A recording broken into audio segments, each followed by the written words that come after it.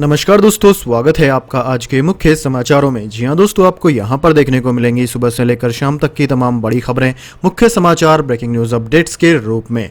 तो दोस्तों, आप सभी लोगों से रिक्वेस्ट है इस वीडियो को ज़्यादा से ज़्यादा लाइक और शेयर करें। तो दोस्तों, सीधे चलते हैं आज की पहली बड़ी खबर की ओर। दिल्ली में फीका रहेगा न्यू ईयर और क्रिसमस, सरकार ने जश्न को लेकर जारी कर दी नई गाइडलाइंस।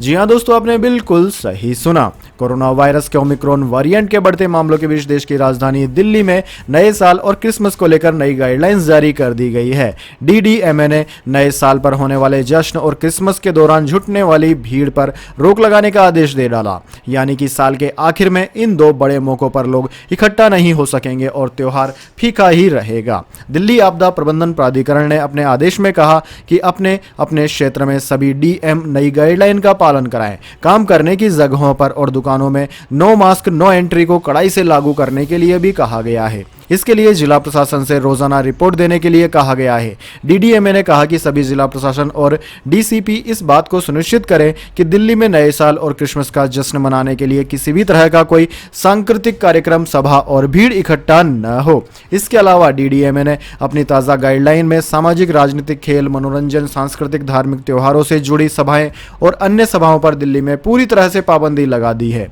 इसके रेस्टोरेंट और बार में अब सीटों की कुल संख्या 50% ही इस्तेमाल करने की इजाजत दी गई है, यानी कि 50% लोग ही रेस्टोरेंट और बार में बैठ सकेंगे। यही फैसला ऑडिटोरियम और असेंबली हॉल्स पर भी लागू होगा। इसके बाद दोस्तों, अगली बड़ी खबर। कश्मीर को लेकर पाकिस्तानी प्रधानमंत्री इमरान खान सरकार का झूठ आया सबके सामने। जी हां दोस्तों, कश्मीर को लेकर पाकिस्तान का झूठ एक बार फिर सबके सामने आ गया है। इमरान खान की सरकार ने बीते शुक्रवार को दावा किया था कि कश्मीर को लेकर पाकिस्तान प्रायोजित एक प्रस्ताव को संयुक्त राष्ट्र महासभा यूएनजीए ने आम सहमति से अपना लिया है। पाकिस्तान ने बताया था कि यह प्रस्ताव भारत के कश्मीरियों के आत्मनिर्णय के अधिकार का समर्थन करता है। अब पाकिस्तान का यह दावा झूठा निकला। इकोनॉमिक टाइम्स की रिपोर्ट के मुताबिक प्रस्ताव में कश्मीर या कश्मीर की स्थिति का कोई उल्लेख नहीं है। संयुक्त राष्ट्र के प्रस्ताव में कश्मीर को लेकर कोई बात नहीं की गई। इस मामले के जानकार बताते हैं कि संयुक्त राष्ट्र में इस तरह के प्रस्ताव, जिन्हें पिछले एक दशक से अपनाया गया है, मूल रूप से फिलिस्तीन के संदर्भ में तैयार किए गए थे। इसके बाद दोस्तों, जान लेते हैं आज की अगली बड़ी खबर। चाइना में यानी कि चीन में एक बार फिर कोविड-19 का खौफ। शियान प्रांत में सख्त लॉकडाउन लागू, 13 मिलियन लोगों को घर में रहने का है आदेश। जी हां दोस्तों, दुनिया भर के देशों में एक बार फिर से कोविड-19 संक्रमण के मामले तेजी से बढ़ रहे हैं। इस बीच चीन के उत्तरी शहर शियान ने बुधवार को सख्त लॉकडाउन लागू करते हुए 13 मिलियन यानी कि 1.3 करोड़ लोगों को घर में रहने का आदेश दिया है। वहीं यात्रा पर भी सख्त नियंत्रण लागू कर दिया है। चीन की राजधानी बीजिंग अगले साल यानी कि फरवरी 2022 में शीतकालीन ओलंपिक की मेजबानी करने की तैयारी कर रहा है। वहीं कई शहरों से कोरोना के मामले मिलने के बाद चीन हाई अलर्ट पर है। शियान प्रांत में बुधवार को कोरोना वायरस के 52 नए मामले सामने आए। 9 दिसंबर के बाद से इस प्रांत में कोरोना का आंकड़ा बढ़कर 143 हो गया है। इसके बाद प्रांत की सरकार ने आदेश जारी करते हुए कहा कि गुरुवार की आधी रात से सभी घर के एक सदस्य को 2 दिन में सिर्फ एक बार जरूरी सामान खरीदने के लिए भेजा जा सकता है। बाकी सभी को घर के अंदर रहने का आदेश दिया गया है। इसके बाद दोस्तों, अगली बड़ी खबर। ईडी ने बॉलीवुड अभिनेत्री जैकलीन फर्नांडिस के रिक्वेस्ट को किया रिजेक्ट, एक्ट्रेस के भारत छोड़ना हुआ मुश्किल। जी हां दोस्तों, करोड़ों रुपए की धोखाधड़ी केस में जैकलीन फर्नांडिस से जुड़े तार अभिनेत्री के प्रोफेशन पर भी असर डाल रहे हैं। कॉनमैन शोकेस संग जैकलीन का कनेक्शन एक्ट्रेस के गले की फांस बन गया है। पिछले दिनों जब जैकलीन काम के सिलसिले में विदेश रवाना हो रही थी, तब उन्हें एयरपोर्ट पर विदेश जाने से रोक लिया गया था। अभिनेत्री के खिलाफ ईडी ने लुकआउट नोटिस जारी किया था, जिस कारण उनके विदेश जाने पर पाबंदी लगी हुई है। एक्ट्रेस ने ईडी से इस नोटिस को हटाने की गुजारिश की थी, जिस पर ईडी ने साफ तौर से मना कर दिया। दोस्तों, जबकि जानकारी के लिए बता दें, जैकलीन ने ईडी से अनुरोध किया था कि उनके खिलाफ लुकआउट नोटिस हटा दिया जाए ताकि वे भारत से बाहर ट्रेवल कर सके। सूत्रों का कहना है कि ईडी इस लुकआउट सर्कुलर को हटाने के लिए बिल्कुल भी राजी नहीं है, जिसका मतलब है कि जैकलीन के लिए भारत छोड़ने के आसार नहीं है। जैकलीन ने ईडी से यह रिक्वेस्ट प्रोफेशनल कमिटमेंट के चलते की थी। उन्होंने कहा था कि काम को लेकर उन्होंने जो कमिटमेंट्स पहले किए थे उन्हें पूरा करने के लिए विदेश जाने की जरूरत है। इसी कारण वे ईडी से लुकआउट नोटिस हटाने का आग्रह कर रही थी। फिलहाल जैकलीन को ईडी की तरफ से क्लीन चिट नहीं मिला है। ईडी उन पर निगरानी बनाए हुए है। अब तक 4 बार उनसे पूछताछ की जा चुकी है। इसके बाद दोस्तों अगली बड़ी खबर, चीनी कंपनियों पर इनकम टैक्स की रेड, Xiaomi, OnePlus और Oppo के ठिकानों पर छापे, दिल्ली, एनसीआर और कर्नाटक समेत 15 जगहों पर कार्यवाही। जी हां दोस्तों, आयकर विभाग यानी कि इनकम टैक्स डिपार्टमेंट ने बुधवार को देश भर में चीनी मोबाइल कंपनियों Xiaomi, OnePlus और Oppo के ठिकानों और उनसे जुड़ी संस्थाओं पर छापा मारा। सूत्रों के मुताबिक दिल्ली, एनसीआर समेत देश के कई राज्यों में चीनी मोबाइल बनाने वाली कंपनियों से जुड़े संस्थाओं पर छापे मारे गए। इन पर कर चोरी का आरोप है। Xiaomi, OnePlus और Oppo के लिए दिल्ली, एनसीआर, कर्नाटक समेत 15 जगहों पर तलाशी ली जा रही है। तलाशी अभियान गुप्त आय और कर चोरी को लेकर खुफिया इनपुट पर आधारित है। रिपोर्ट्स के मुताबिक चीनी मोबाइल कंपनियों के डिस्ट्रीब्यूशन पार्टनर्स, कॉर्पोरेट दफ्तर, गोदामों और मैन्युफैक्चरर्स के ठिकानों पर छापा अभी जारी है। इसकी ज्यादा जानकारी अभी सामने नहीं आ पाई है। दोस्तों, इसी साल अगस्त में चीनी टेलीकॉम इक्विपमेंट बनाने वाली कंपनी ZTE के ठिकानों पर भी रेड मारी गई थी। इस दौरान इनकम टैक्स विभाग को कर चोरी का भी पता चला था। इसके बाद दोस्तों अगली बड़ी खबर, वैक्सीन नहीं ली तो पंजाब में नहीं मिलेगी सैलरी, सभी विभागों के लिए आदेश कर दिए गए हैं जारी। जी हां दोस्तों, आपने बिल्कुल सही सुना, पंजाब के सरकारी कर्मचारियों के लिए यह जरूरी खबर है।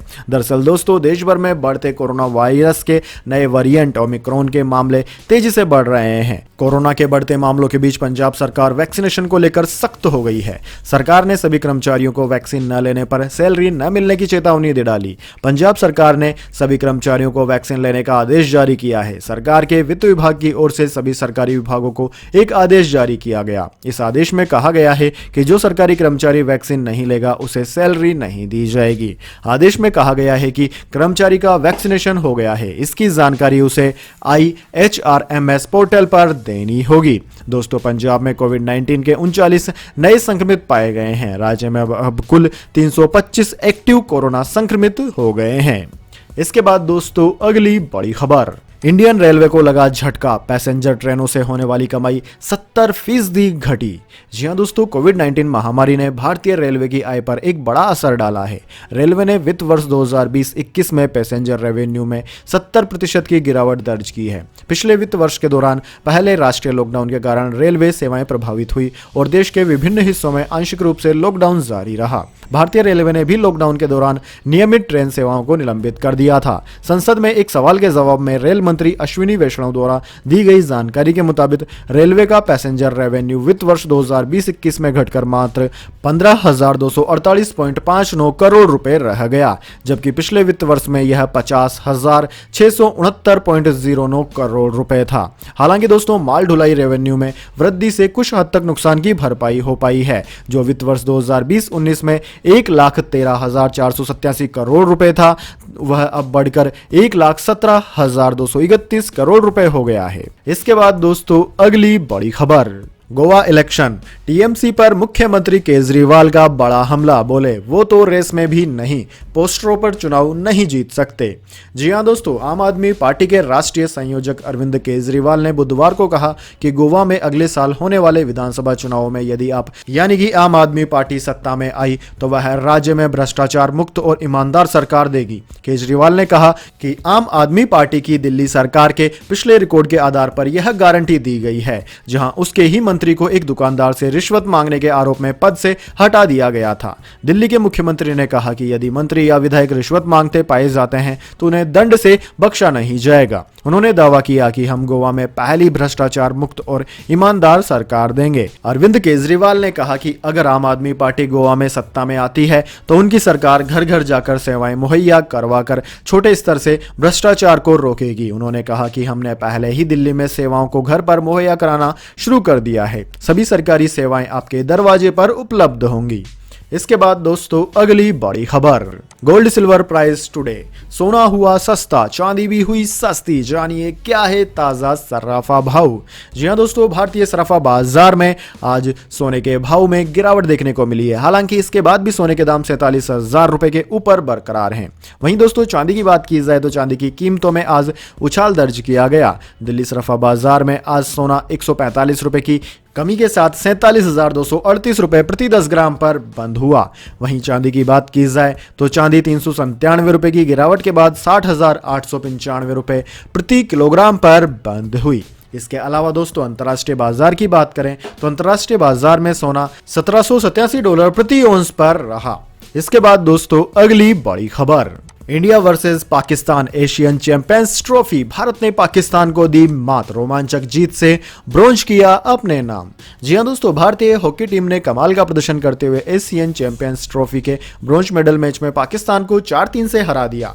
ढाका में खेले गए इस बेहद रोमांचक मुकाबले में हाफ टाइम तक स्कोर 1-1 से बराबर पर था, लेकिन अंतिम 2 क्वार्टर में दोनों ही टीमों के खिलाड़ियों ने आक्रामक खेल दिखाया। भारत के लिए मनप्रीत सिंह, सुमित, वरुण कुमार और आकाशदीप सिंह ने गोल किए, जबकि पाकिस्तान के लिए अब्दुल राणा, अफराज और अहमद नदीम ने स्कोर किया। भारत ने आक्रामक शुरुआत की और 1 मिनट के भीतर ही 3 पेनल्टी कॉर्नर हासिल किए। मनप्रीत सिंह ने फिर मुकाबले में दूसरे मिनट में पेनल्टी कॉर्नर को गोल में तब्दील कर दिया और भारत को बढ़त दिला दी।